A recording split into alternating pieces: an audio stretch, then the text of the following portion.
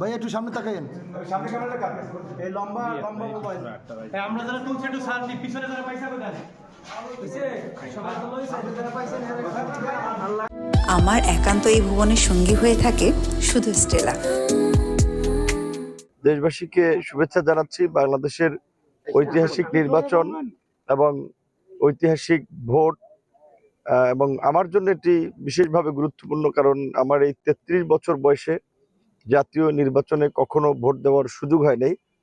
এটি আমার জাতীয় নির্বাচনে প্রথম ভোটে অংশগ্রহণ। নিজেও ভোট দিয়েছি এবং নিজে প্রার্থী হয়েছি। 2019 সালে 28 বছর পরে ডাকসু নির্বাচনে ভিপি পদে নির্বাচিত হয়েছিলাম, প্রার্থী ছিলাম। কিন্তু দুর্ভাগ্য যে সেদিন আমি আমার ভোট দিতে পারিনি, বাট আমি ভিপি হয়েছিলাম।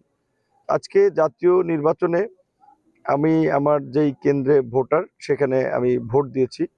আর পরিবেশের দিক থেকে বলতে গেলে যে এখানে গত 4-5 দিন ধরে পরিবেশের একটা চরম অবনতি, বিশেষ করে স্বতন্ত্র প্রার্থী কর্তৃক আমার প্রার্থীদের বাসা বাড়িতে অগ্নিসংযোগ, অফিসে অগ্নিসংযোগ, হামলা মামলা এবং প্রশাসনের একটা প্রশ্নবিদ্ধ ভূমিকা আমি লক্ষ্য করেছি।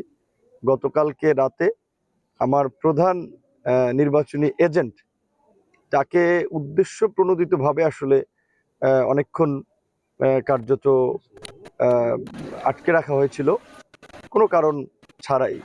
আমাদের নেতাকর্মীদের উপর আক্রমণ হচ্ছিল।